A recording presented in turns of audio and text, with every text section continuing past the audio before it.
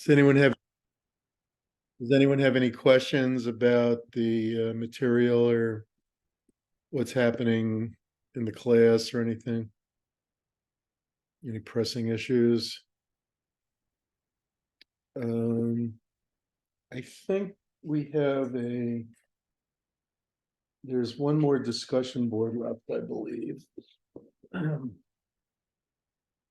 And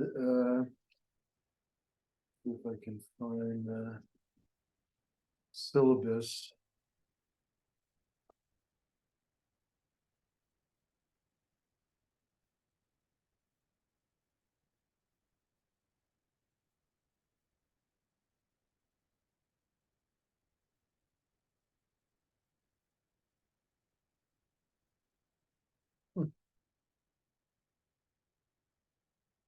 There it is.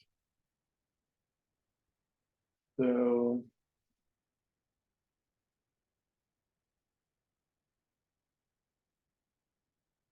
okay, so next week, the final discussion board is due, I guess, on the fog of war. Excuse me. So you should watch that movie this week and answer the discussion board questions. It pertains a great deal to conflict and bargaining. I think there's a lot of useful insights there. It really covers a lot of the material in the class, including stuff like leadership that we're going to talk about this evening. It covers the issues of bounded rationality a great deal. The title, The Fog of War, is really a reference to the concept of bounded rationality and complete knowledge and inability to even fathom how limited our reason is. And McNamara, who is the subject of the movie, was an advocate of management science, which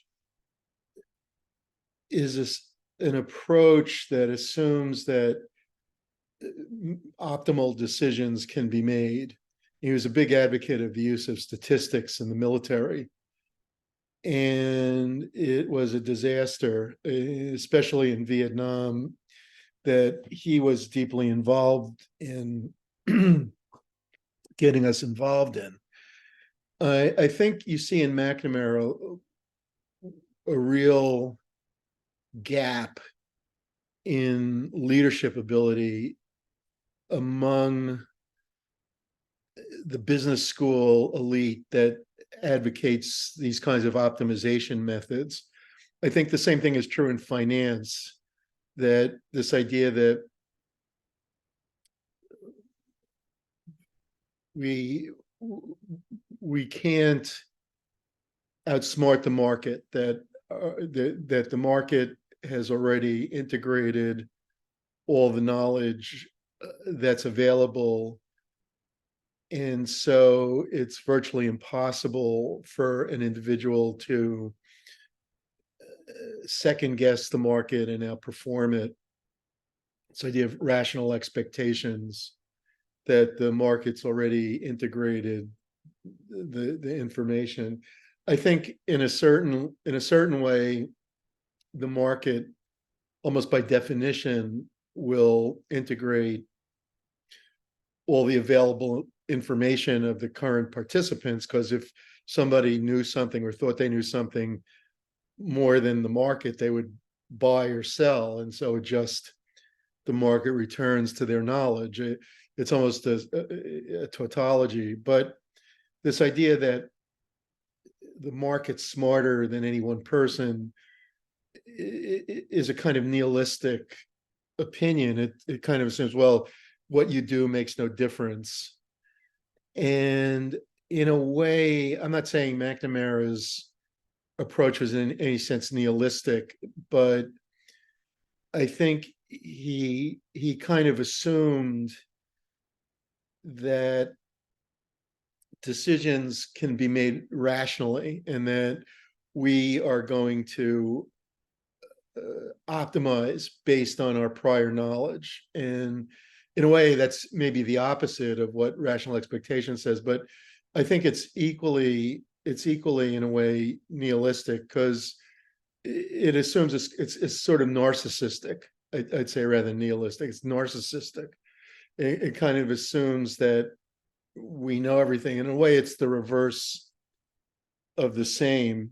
And if you think what I'm saying makes no sense, if you read the book Conspiracy of Fools by Kurt Eichenwald, not Conspiracy of Fools, I'm sorry, that's the Enron book. He wrote another book, when Genius Failed, which is about the failure of a firm called Long-Term Capital Markets. And it was a similar situation. These are people that created the idea of rational expectations in finance, Myron Scholes and Robert Merton. And they were among the ones that created this idea. And what long-term capital management did was that this famous entrepreneur, this famous finance guy named Merriweather, got the idea to bring these Nobel Prize winners into the firm and hire a lot of well-known bond traders, and then using the kinds of theories that they had developed, which basically say you can't outsmart the market, that you do outsmart the market. And it worked for a few years, and then the whole thing collapsed. These Nobel Prize winner guys were completely unable to outsmart the market, and they did really well up to the point where they became more and more egotistical, and they were doing almost their whole fund was based on debt, was based on leverage. They owed a huge amount of debt, like something like $200 billion, and they were positive they could always make these 30% returns, these huge returns they made a few times. And I'm not diminishing their ability. I think they're very brilliant guys, but they could not outsmart the market. But I'm not saying they couldn't achieve a lot, but in the end, they couldn't. They overestimated their own capacities. So basically, I think those two things are like reverse sides of the same coin, like narcissism and nihilism. I think in a way they're closely related. And I think also, like, if you read Hannah Arendt's The Origins of Totalitarianism, they're both linked to the pattern that precedes totalitarianism. So, and I'll leave it at that. Another book on the same topic came out more what was the author's name? The Psychology of Totalitarianism. I have to look up the author. I just read the book recently.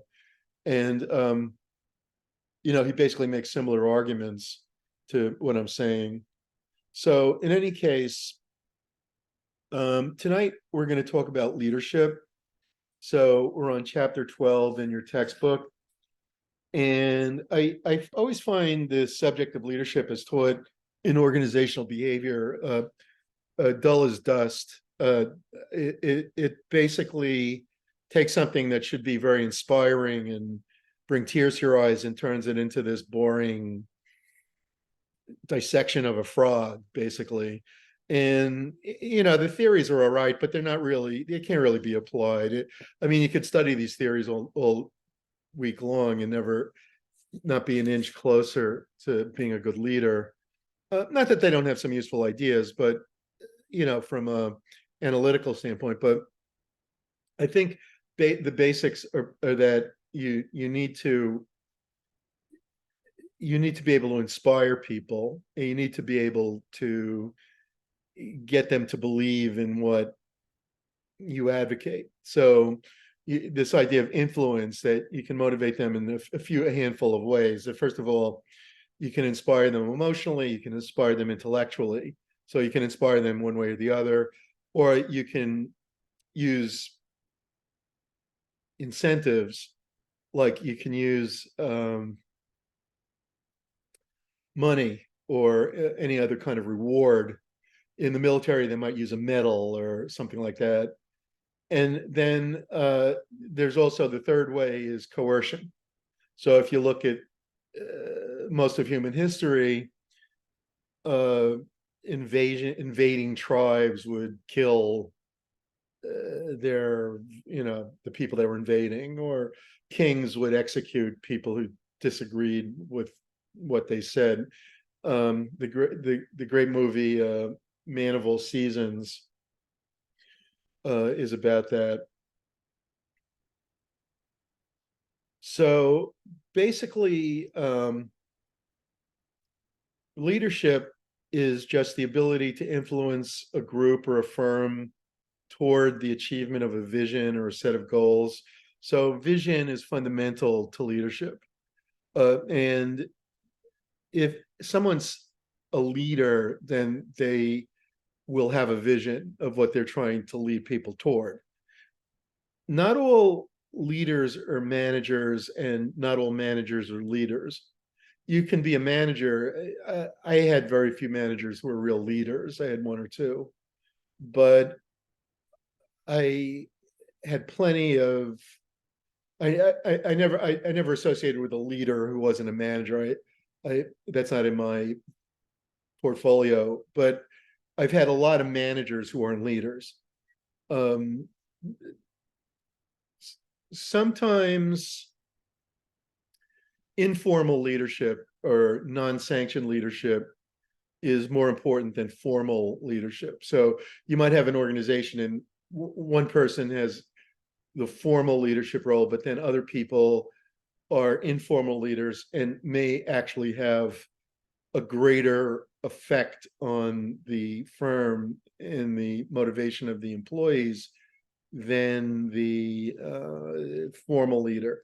If you watch the movie 12 Angry Men, that's exactly what occurs, that there's a leader, a formal leader played by Martin Balsam, who's like the jury foreman, and he's not very effective, and he's all right, but he's an all right guy, but he's not very effective or special. Whereas juror number 8, played by Henry Fonda, is this, real ringer, and he's coming up with ideas all the time, and he influences everybody a great deal. And that's quite common. Very often the formal leader will not be the one that has the most influence. All right, there are a number of different theories about leadership, and we'll talk about some of them tonight. Uh, First of all, trait theories of leadership. There are personal qualities and characteristics that make people good leaders. And among these, you could look at the big five. Extroverts and conscientiousness are associated with leadership, as is openness. So those three traits are associated: extroversion, conscientiousness, and openness, not agreeability, and certainly not neuroticism. Okay, but the other three, extroversion, conscientiousness, and openness, are associated with leadership. As well, boldness, this isn't a big five trait, it's a separate personality trait. Assertiveness is associated with leadership. So people who are good at leadership are going to be proactive and assertive, and that in a time of change or transition, leadership proactivity is going to be useful for leadership. Leaders have mid-range scores. They're average on things like the dark triad. So psychopathy, Machiavellianism, and narcissism have some association with effective leadership, not highly, but to a degree. Okay, they're not zero. Self-awareness can mitigate dark triad traits, and often these traits are necessary in management. So I think to rise up in a corporation, you have to sometimes be somewhat manipulative. When I say manipulative, I mean you have to have interpersonal skills that win other people over. And rather than express your true feelings, express the things that you need to express to win people over. And so this might be viewed as a kind of psychopathy, that you're basically not telling the truth. So in a way that's necessary. I wouldn't say somebody who's an out and out psychopath who, and again, I don't think your book talks about psychopathy as like a gradation. I think that's a mistake. I think the psychologists who are studying it that way are wrong. I would say there should be a cutoff. The great management theorist Chester Barnard talked about a zone of indifference, that people are willing to do things up to a certain limit. And you have to understand for each person what that limit is. It's going to be different for each person. I think a person who is willing to commit outright crimes is probably too far along the path of psychopathy to be a good executive. I'm not saying that there aren't a lot that are executives, there are. But I would say that they're not good executives. So although there may be some scale where they say, okay, there's a gradation of psychopathy. I think you either are or you aren't. You're either willing to commit murder or you're not. You're not a little bit a murderer. You either are a murderer or you aren't. So if somebody is a psychopath, they have no conscience. That's the meaning of psychopath. So, I mean, they're either willing to steal like Sam Bankman-Fried or they're not. There's no in between. I think there are people who get influenced by someone like that, like the girlfriend, and they can go further in that direction because of the influence of somebody. But in the end, they know it's wrong. Whereas the psychopath doesn't think it's wrong. That's the difference. So I don't think most executives fit into that category, but these two guys, Babiak and Hare, have a measure, and they find that 8% of executives are psychopaths, whereas in the general population, it's 2%. Okay, so basically, traits do a better job of predicting who will become a leader than predicting whether the leader will be effective. Okay, that's a little bit more difficult to predict. I don't think anyone really can ever really predict with certainty how someone will do. Like when Harry Truman took over the presidency because FDR passed away, most people were very skeptical of his ability, but he turned out to be a good president. He turned out to be a hard-hitting, effective president, but no one thought that he would be. Behavioral theories of leadership are a little bit different from trait theories. They suggest that it's the behaviors and the behaviors can be learned that distinguish leaders. Now, two important behaviors are initiating structure and consideration. And these are found throughout management theory, this distinction between, because a task-oriented and relations-oriented as well. Initiating structure is the degree to which a leader defines and structures their role and those of their followers to facilitate goal attainment. They focus on the task.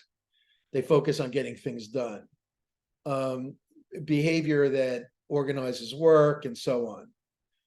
Consideration is relationship oriented. So you're focusing on building relationships with people. I can show you like a video of from two movies. I'm going to turn the recording off. So what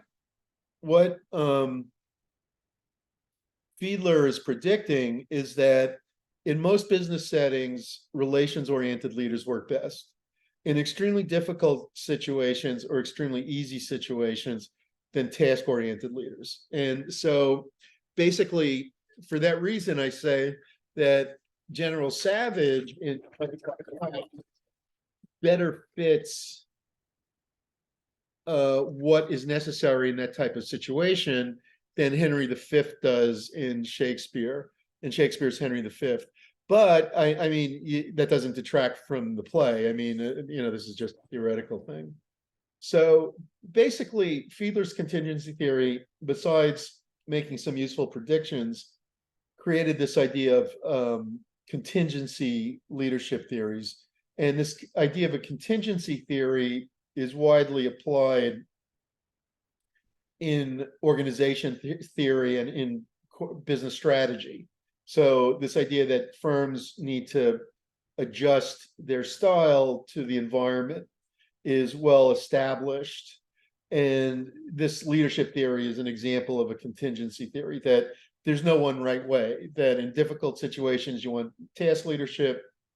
In easy situations, you want socio-emotional or consideration, socio-emotional leadership or consideration. All right, so there's some additional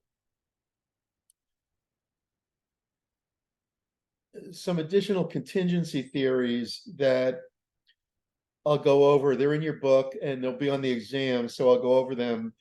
But a lot of this material is fairly dry, and I'm not sure how much predictive ability it has, but I said I'm teaching OB, so I'll teach you OB. So basically, Hershey and Blanchard created a theory called situational leadership.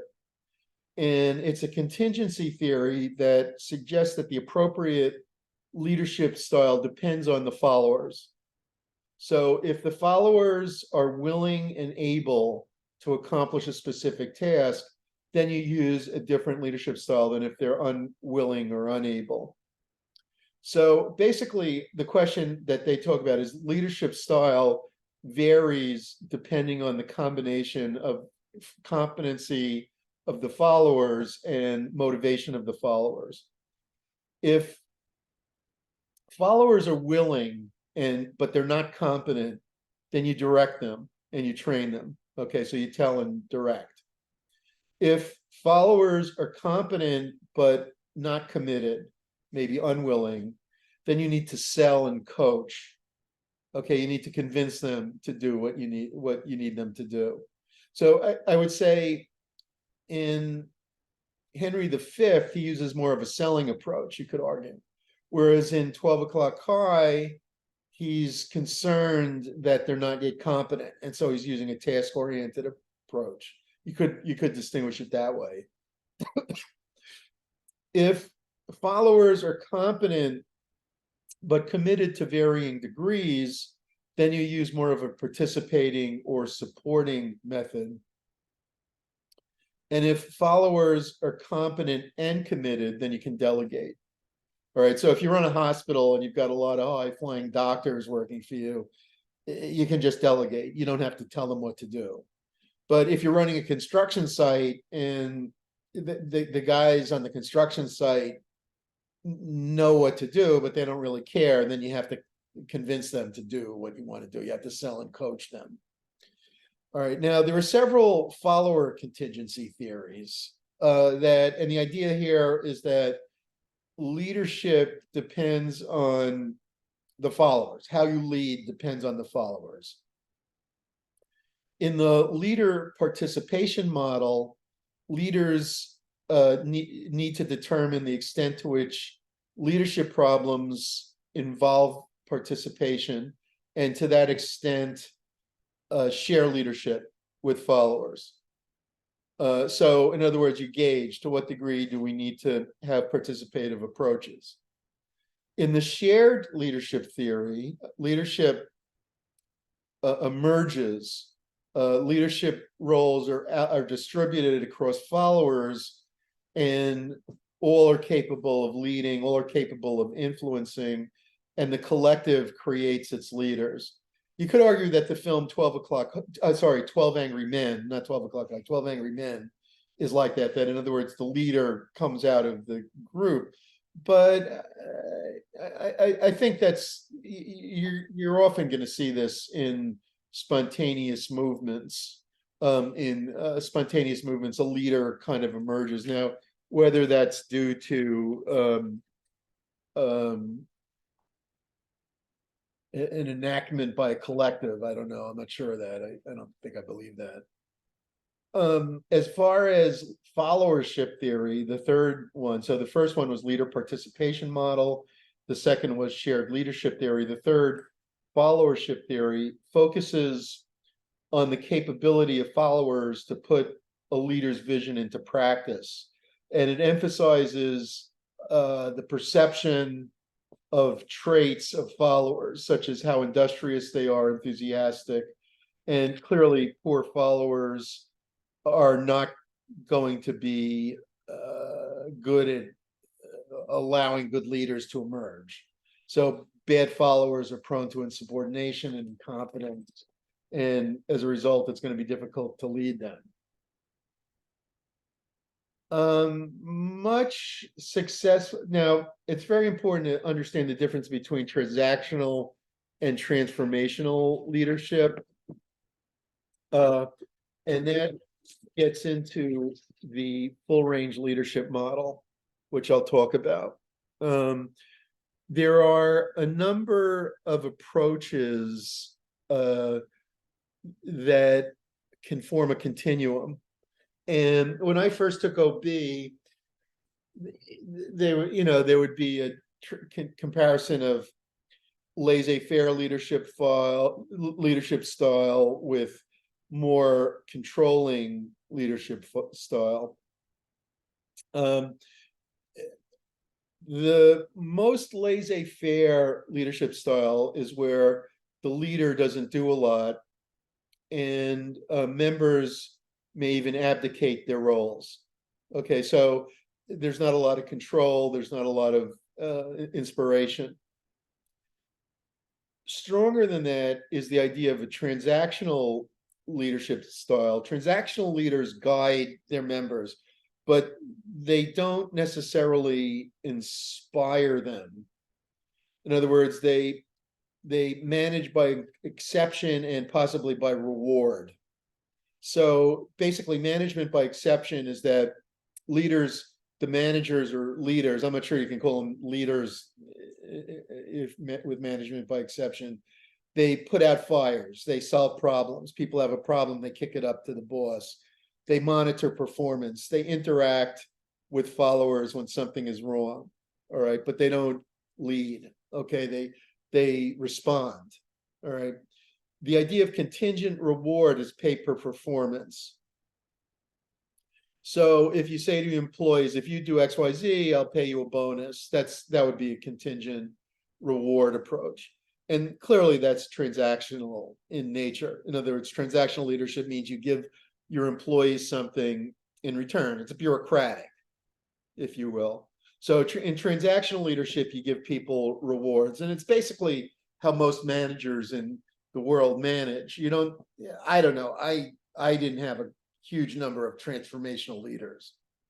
Transformational leaders build on transactional leadership and produce effort beyond the transactional. So transformational leadership focuses on group performance. It focuses on organizational citizenship behaviors, which we talked about, that organizational OCB's organizational citizenship behavior means that the employees go above and beyond the call of duty. Transformational leadership encourages that.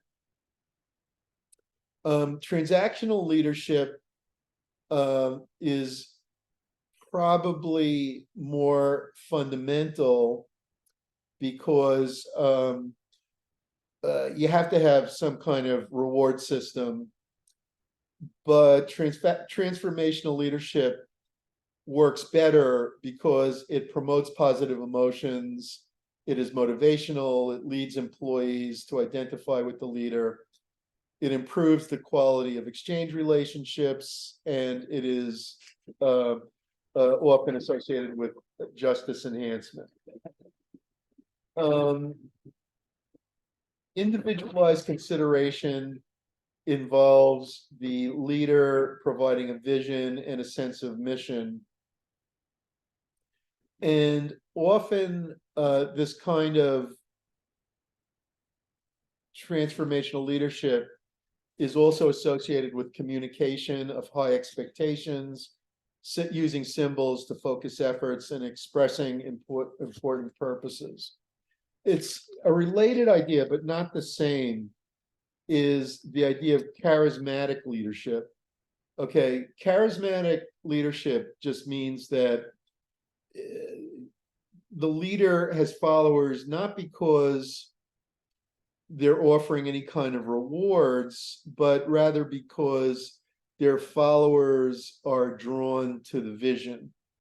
The idea of charismatic leadership was created by Max von Weber, the great German sociologist who basically founded, he was like sort of to sociology what Adam Smith is to economics.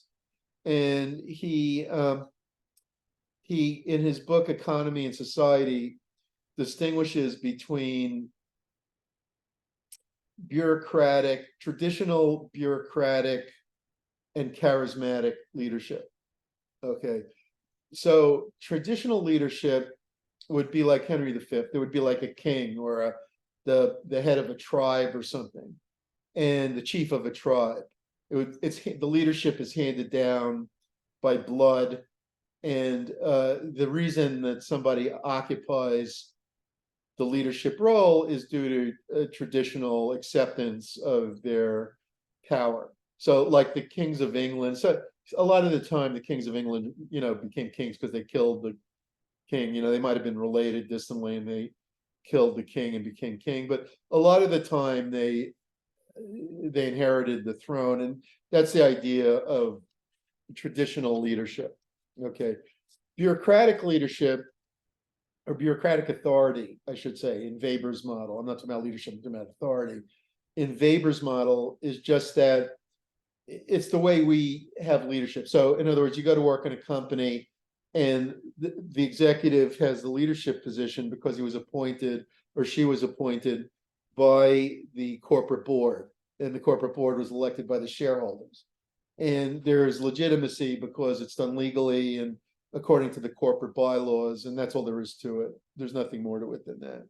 So bureaucratic leadership or bureaucratic authority is largely, in Weber's view, it came principally from the efficiency of modern organizations. That, in other words, it's efficient to have these structured organizations. You save transactions costs. And so because an executive is good at running these companies, they have to be accepted as legitimate leaders. And so it's basically legal and bureaucratic leadership. And then the third type he invented, and the word charismatic comes from Weber, is this idea of charisma. And he argued that religion is usually associated with charisma. So he uses as the example, in his book, he uses as the example Mary Baker Eddy, the founder of Christian Science in America. He was German, but he uses the example of American Protestant sect. And he talks about how religious leaders will draw followers to follow them. Now, of course, in later literature, it was recognized that business leaders too can be charismatic. They're not just bureaucratic leaders. And so this idea that leaders can be charismatic as well as bureaucratic caught on, and a lot of people emphasize the importance of charisma, where leaders articulate a vision. They create a vision statement as a formal articulation of the organizational mission. Often stress is associated with following a charismatic leader. And your book points out that leadership is often, the charismatic leaders are often characterized by narcissism. Okay, now moving into another type of theory is leader-member exchange theory. And the idea of leader-member exchange theory is that leaders and members have unique relationships that vary in quality, and followers will be part of an in-group or not. If you're not in the in-group, you're in the out-group. So what leader-member exchange theory looks at is how in-group status affects performance. And basically what it finds is that people in the in-group, the insiders, if you will, tend to be more competent, more proactive.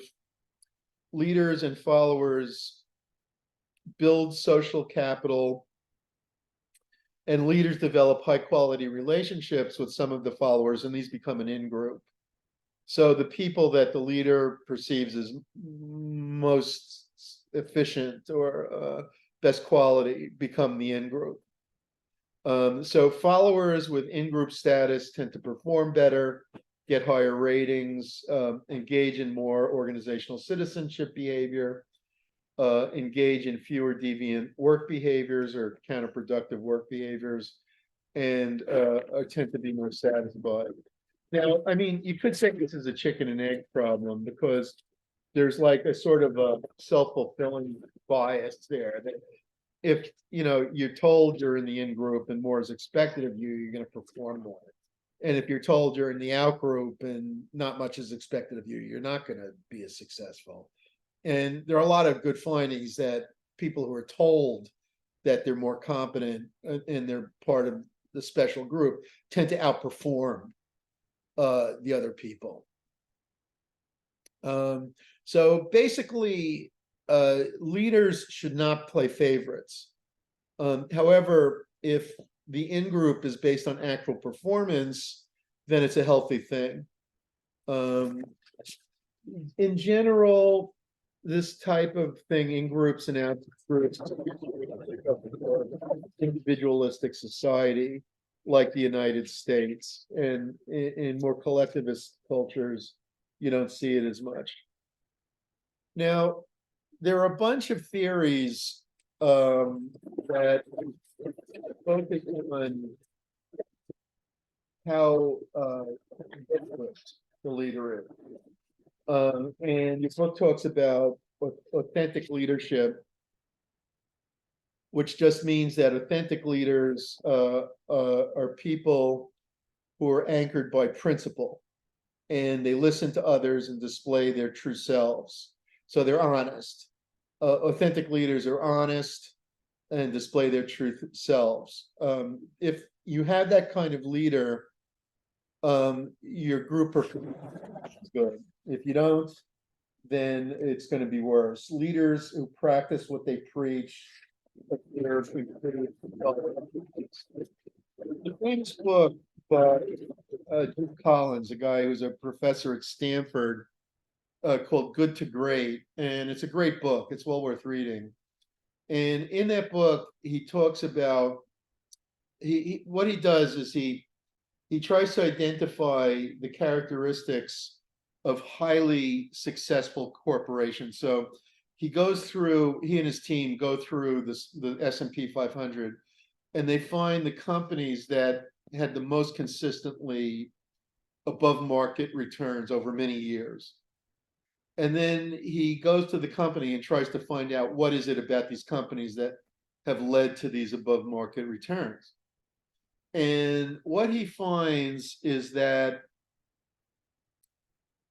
the one thing that really differentiates these high performing firms from everybody else is the authentic leadership. Okay, he doesn't use the term authentic leadership, but it's basic. You could also call it servant leadership. That different. Servant leadership involves going beyond self-interest to focus on opportunities that help followers grow and develop. So servant leaders are listen, empathize, accept other people, are stewards of the company, and they develop their followers' potential. So they see themselves as helping their followers. And servant leadership predicts job performance in OCB. So authentic leadership and servant leadership aren't that different. Authentic leadership is kind of like principle focused, where servant leadership focuses on helping followers grow and develop. I don't think that Jim Collins didn't have one of these kind of rigid theories. But he's basically, there's some overlap between those. And the way he described the leaders in the most effective firms was pretty much an overlap of those two things. That, in other words, they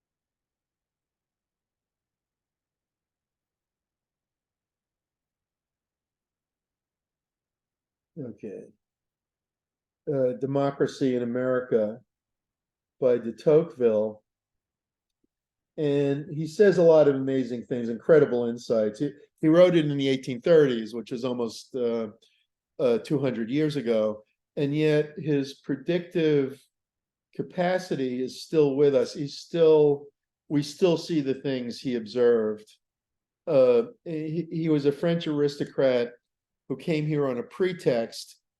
The pretext being that he was going to write a book about prisons. I forget his partner's name. There's a partner also, and the two of them did write a book. They did what they told the French government. They were paid to come here to write a book on the American prison system, and they did it. But while he was here, he was moonlighting all along to do what he really wanted to do, which was write an analysis of what democracy would mean for Europe, because he realized that democracy in America was going to be a model that Europe followed and the rest of the world did. Well, of course, most of the world still doesn't have democracy, but Europe does. I don't think we're going to see democracy in a lot of places anytime soon, and there are a lot of reasons for it. And I don't even know that democracy is such a great system, as I say. But one of the things he pointed out that he saw, he said that the generation, maybe two generations before when he was there in the 1830s, so I'm talking about in the 1790s and 1800, that generation, the Revolutionary War generation, had produced really awesome, great leaders, people like Jefferson, Washington, Franklin, people of huge stature who were great thinkers, Hamilton. And since then, the leadership quality declined, and it even declined further in the late 19th century. Sometimes we've had some pickups, but in general, we don't have such great leaders. And he said that there were two kinds of political parties, the big political parties and the small political parties. And so basically the small political parties are like the kind we generally have, which is that the politicians talk a lot, they brag, they bluster, they call each other names, they pretend to be big thinkers and really just airheads, and they scream at each other. And then the big political parties are far rarer, and they occur at times of transformation. And they're people who actually can create a system, who are deep thinkers and things like that.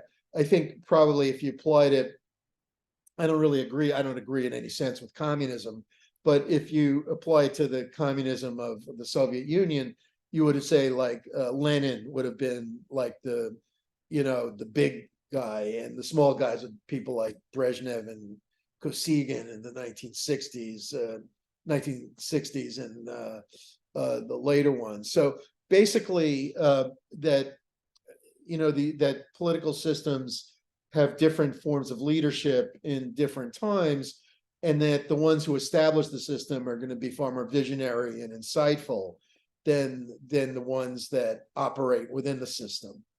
And I think the same is true, incidentally, of the corporate world, that very few corporations ever have leaders who are equal to their founders. You occasionally do, and these are exceptions. One example would be George Merck that I just talked about. Another would be Katharine Graham. But on the whole, the founder is going to be the one with the vision who puts everything else into operation. I think IBM is a great example. Watson was the founder, and he created this corporate structure and this thing. And they had plenty of innovation through the years and did a lot in the early days of computers. But you never had a visionary like Watson in IBM. And I think that's probably true of a lot of places. Microsoft, especially in the period with Gates and what was his partner again? I'll think of it in a minute. Yeah, I'll type it in. Remember,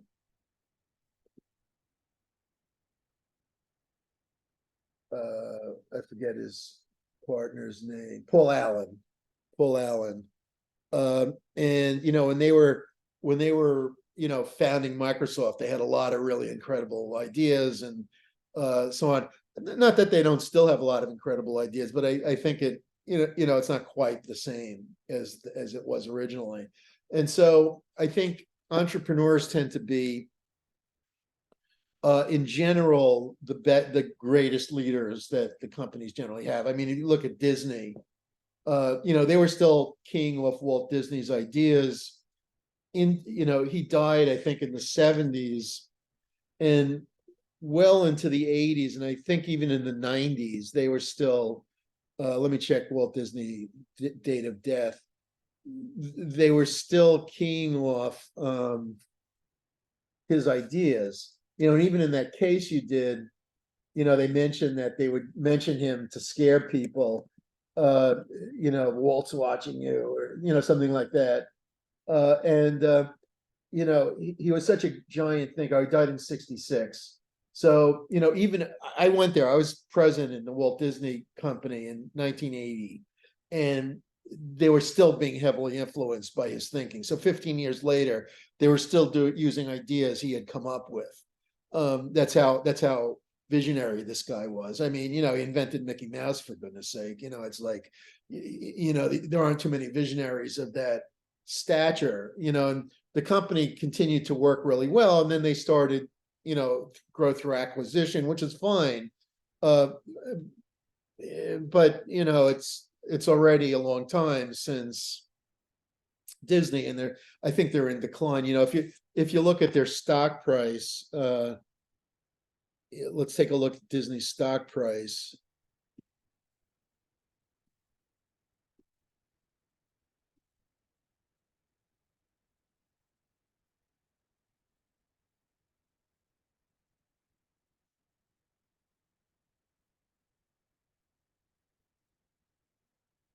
So, if you look at the max, this is a company that did phenomenally well. It goes back, the earliest they have is 85, which is well after Walt's death.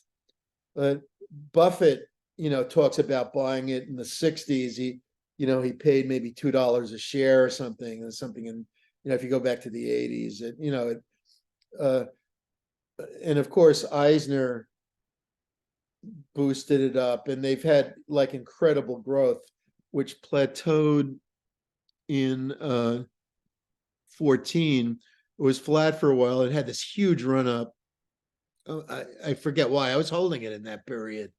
I inherited it from my father, and then now it's going back. It's really fallen, and but a lot of their vision came directly from Walt Disney. And I don't think there have been any successors to Walt Disney who are anything close to what he was. Certainly not in terms of basic innovation, maybe in terms of business strategy and expanding the cable and other things. All right, so basically, one last point about a couple more points about leadership. Abrasive and abusive bosses are fairly common. So basically 76% of respondents to a monster.com survey indicated that they have a toxic or abusive supervisor. In general, people with negative worldviews are more likely to report abusive supervision. So in other words, people feel that their bosses are abusive if they themselves have a negative worldview. Abusive supervisors tend to be narcissistic and also have negative worldviews. So people who take a negative take on life are going to tend to be more likely to be abusive. Abusive leadership leads to counterproductive work behaviors. It leads to deviance, and it leads to a cycle of abuse. A lot of corporate crime is committed by people who feel they've been abused by their company. It's not unusual. it's also true, there are models of corporate crime that it's often motivated by adverse circumstances in the lives of the criminals. So in other words, someone's an employee and then they suddenly have debts for some reason. It could be beyond their control, like um, a relative is sick, or it could be something within their control, like they have a gambling problem, but they suddenly have debts, and then they commit a crime given the opportunity in the workplace and steal money to cover the debt. So that's one model. I would say a better, I don't know, better, but an alternative model is simple psychopathy. That there are people who are going to commit corporate crimes simply because of their psychological makeup. And when we did Enron, I think that was the case with them. But it's also true that people will respond to adverse treatment in the workplace. I think I can't remember if I talked about equity theory in this class, but I'll briefly mention it. And that's why we have HR departments, is to stay away to prevent inequity. So equity theory says that, how do I clear this?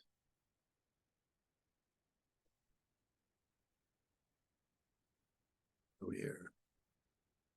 Okay. So equity theory says that we have a ratio of inputs to outcomes. Okay. So, if we're person P and we have inputs like we work, we work hard or not hard, and then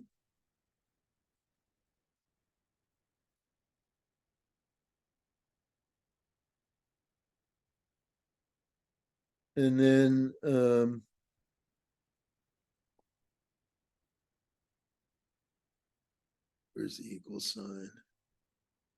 Oh, here.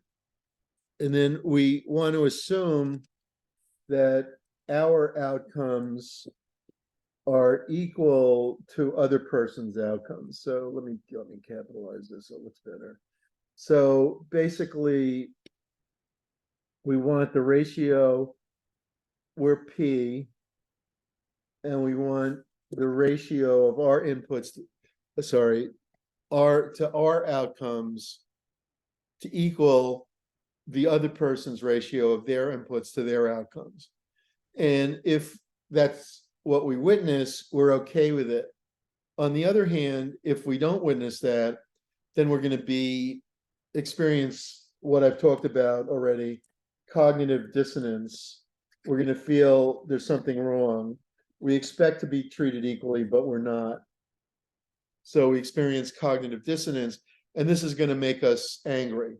So basically, we're going to be upset. It may not make us angry. It may cause us to reassess and say, well, I'm overrating myself, or it may say, well, somebody else is smarter than I am, or I don't belong in this company, I don't fit in here. We could change ourselves psychologically, but it'll probably induce either a behavior or a psychological shift, neither of which is something somebody wants. So if somebody's a leader, they need to be clear that they're treating people fairly. And if you're not treating people fairly, then you're not going to be a great leader. I was once actually it was in January. I flew to St. Lucia, and I was on the plane coming back, and I was reading a book about Genghis Khan, Chinggis Khan, the leader of the Mongols who conquered much of the known world. It's an amazing story in a way. Mongolia is a tiny country, as you know. It currently got 3 million people. At that time, it probably had a few 100,000 people. He led an army of 100,000 men, I assume mostly men, into conquering China, India, I think part of the I think or Persia also, if I'm not mistaken, and Russia and Eastern Europe. So he conquered an area like, I think, as big as the United States, with that included 150 million people, with an army of 100,000 troops. And he was undoubtedly a military genius. And as they succeeded, they kept learning more and more about warfare. So they sort of became like global experts in warfare at that period. It was in the 1300s, and so they knew more about warfare than anybody else, and so they were able to beat other countries, even though they had more people. But the thing is, if you look at his early history, he started from nothing. He started from less than nothing. He was basically a beggar, like he was brought up in total poverty. He was thrown out of his clan and he almost starved to death and so on. And basically, when he started to get power, the first thing he did was basically end all privileges. There were all these warring clans, and he ended all the clans and ended the privileges to the leaders, and everybody got equal. He said everybody gets equal. And when I read that, I said, holy schmoly, this is exactly the same thing that was done by Cleisthenes. Cleisthenes was the guy who was the ruler of Athens about 100 years before Athens became the center of world thought, Western thought anyway, the center of Western culture, the creator of Western culture. And Cleisthenes did exactly, very, very similar, not exactly, it's a different country, but very, very similar to what Genghis Khan did. That he broke up the clans, he ended debts, everybody's more equal. He broke up the governance of different sections into so that no controlling clan could rule over an area, and everybody was equal. He ended indebtedness, and this reinstitution of total equality led over the next century to an explosion of creativity, very, very similar to what Genghis Khan did. So this idea of equity theory is important. And I think in general, the reason that organizations are not well led is the insiders. I disagree. I don't know what this research on this LMX theory. I don't think having insiders and outsiders is. It may be in a short run in a department where people work together in a small group. That may be true. More general than that, it's ridiculous. So, like, you have a situation in any country, it's always going to be true, that there are people who have better access to privilege, and those people are going to use that access to benefit themselves. And the more that goes on, the less creative the country is. The less that it goes on, the more creative the country is. So a great leader will take a sledgehammer to privilege and destroy it. And there are very, very few leaders who are capable of doing that. Okay, so basically, the two I just mentioned, Cleisthenes and Genghis Khan, are the only two I've ever heard of to do that, good or bad leaders to ever do that. So and the other reason I did it, I was just reading randomly. I was reading, my wife's Mongolian, so I was curious, but basically, and I've always known about the classics, but the thing is that a great leader will do away with privilege and encourage equality, knowing that a lot of the best ideas do not come from the insiders. And that if you encourage everyone to think as a citizen, to think as an equal, then they're going to be much more motivated to make a big contribution. This is also related, and I'll finish up and then I'll take a tenant. Sorry, I waited so long. It wasn't intentional. I just got sidetracked. Um, is the idea? Let me do the share screen again.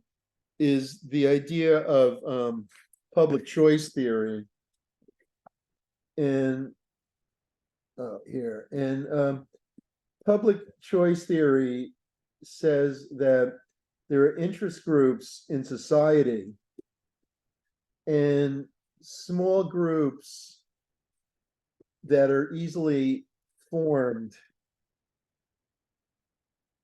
are going to be more effective at getting the government to do what they want. So in other words, interest groups are able to lobby the government and sway government in their direction. Small groups that have access to large benefits. So for example, the pharmaceutical lobby, which can profit immensely from the approval of a drug, are going to be highly effective at lobbying because there's only a few firms, they're small in number, they easily influence, they easily can get to the government officials, and they have a huge motive. There's immense profits from pharmaceuticals. So in other words, what public choice theory says is that the structure of economic interests and the structure of the interest groups, how close they are together, how easily, how much in common they have, how many people are in the group. All of these things are going to hugely affect how effective they are at lobbying. For example, I use the pharmaceutical industry. Another one would be Wall Street. There's only so many Wall Street firms. There's huge benefits to them from lobbying. They are all in one area. They can easily influence government. They have a lot of relationships with government in the first place because they're the ones that lend money to the government. So basically, it's very easy for them to get their way. And this is public choice theory studies this. And there's a book by Buchanan and Tullock, The Calculus of Consent.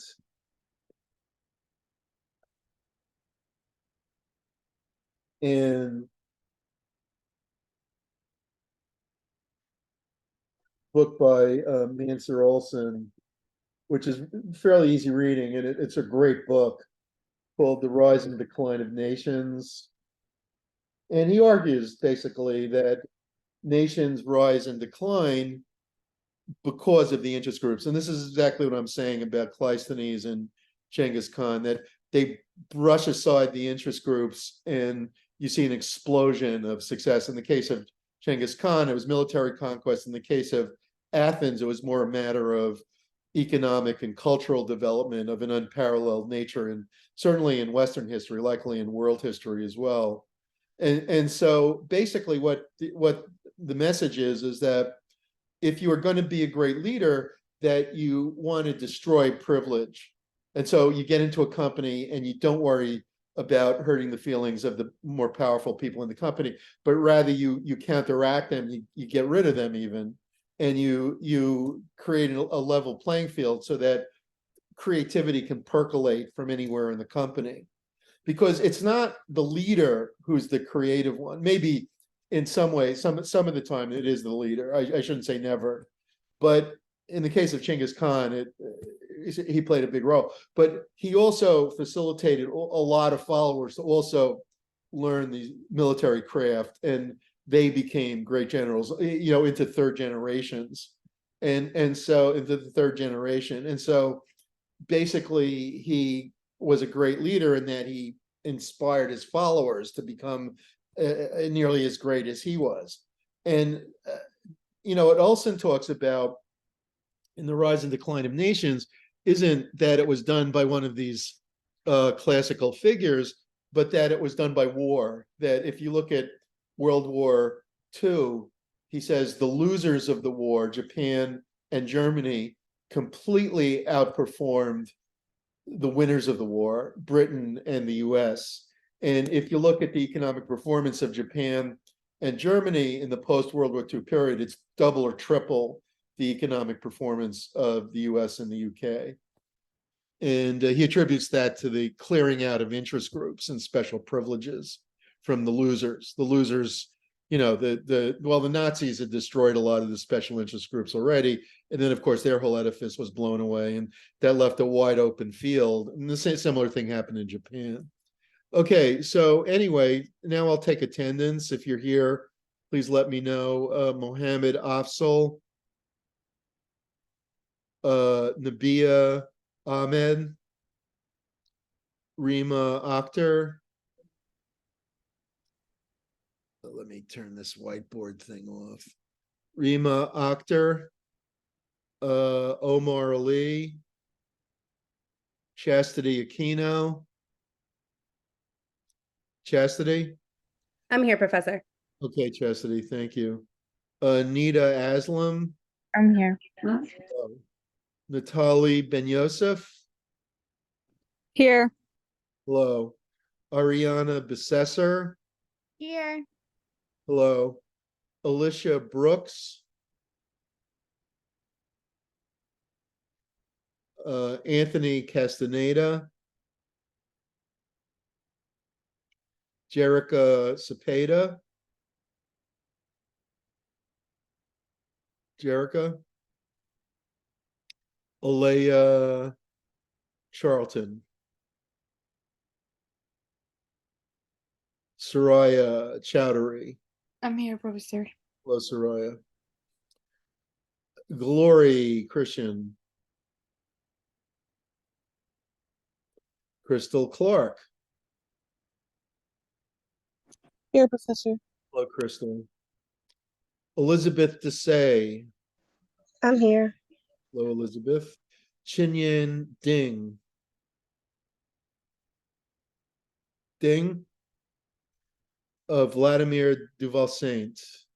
I'm here. Hello. Hi. Benvante Fogler.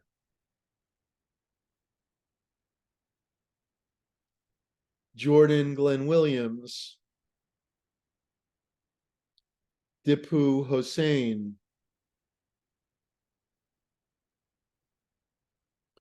Zinin Huang. I'm here. Hello. Tanya Ingram. Prince Andy Isaac. Yi Lin. Karen Liu. I'm here. I'm Hello. here, Professor. Who is that? Who just spoke? Elin. Karen. Karen Liu is here and Yi Lin is here. Yes, I'm here. Okay. But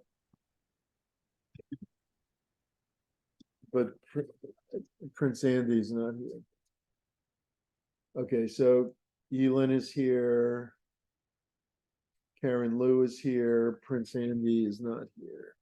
Let me just make it clear. Okay, Emin Malik. I'm here. Hello. Hello. Joshua. Here, Professor. Hello, Joshua. Patrice McIntyre. Here. Hello. Alexandra Melendez. I'm here, Professor. Hello.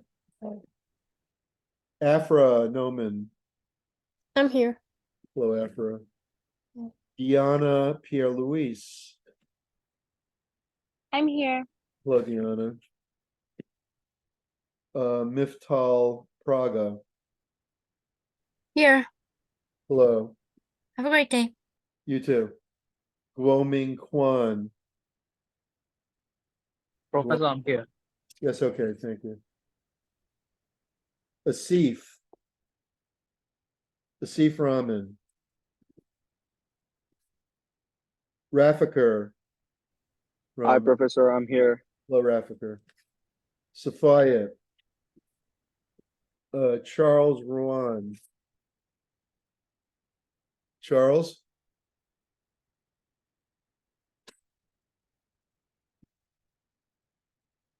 Okay, Robert Rubino.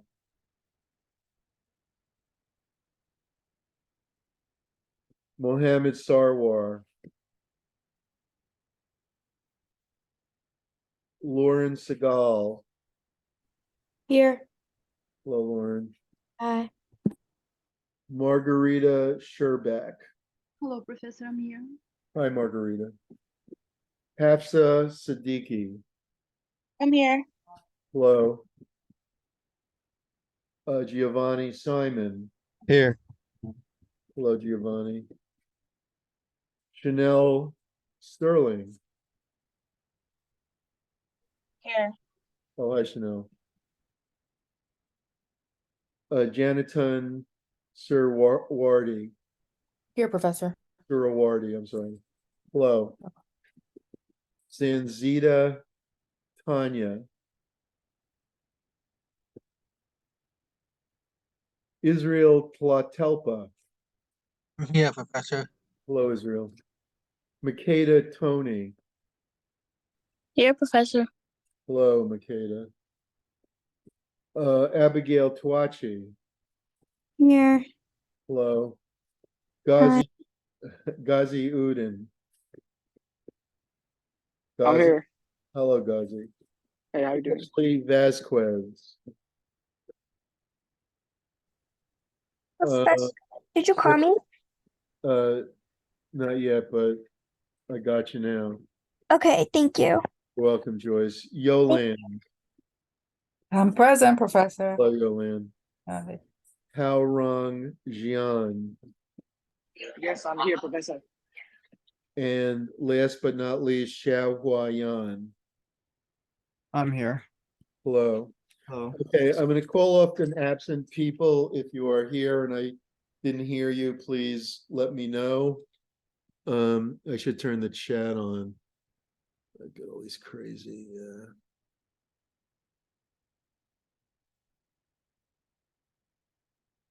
Participants. Okay. Where's the chat?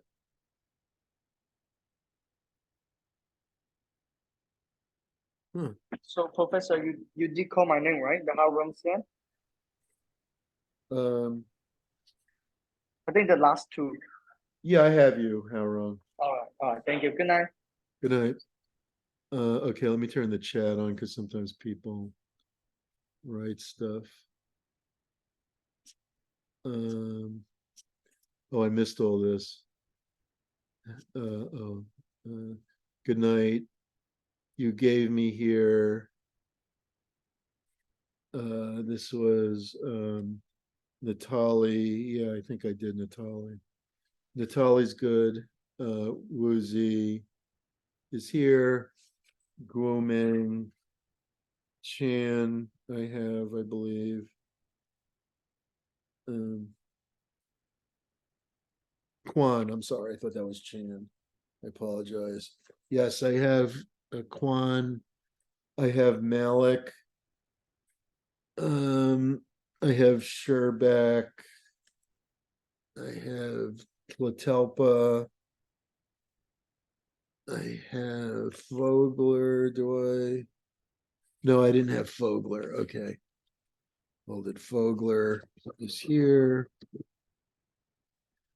I have Chanel is here. Okay. I have Chowdhury is here. Yilin is here. Yeah, hopefully that's near the end. Crystal. Okay, I have Crystal. I have Woozy. I have Yilin. I have Malik. Actor. Oh, actor. Okay, I didn't have actor. All right, actor.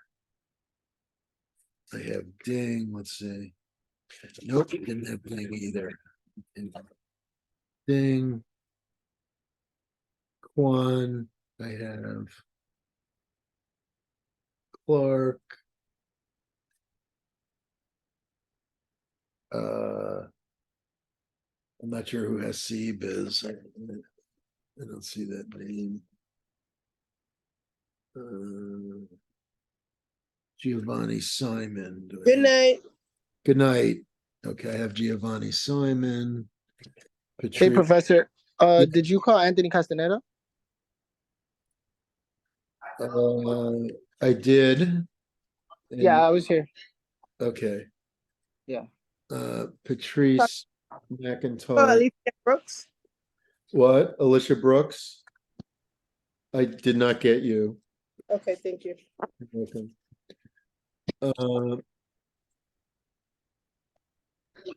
Have a good night, Professor. Two. Thank you.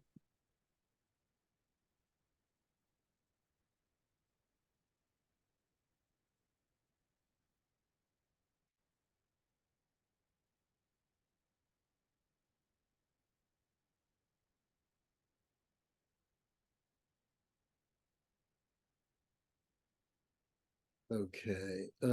Is Nita here? Yes, I'm here. Okay, what's your last name, Nita? Aslam. Aslam. Okay, got you. All right, so you're saying you were here last week? Yes, but I had to leave early due to some reasons. Okay, I'll give you credit. Thank you so much. You're welcome. And all right, I think that's it. All right. Now I'm going to call off the absent people this week. If you're here, let me know.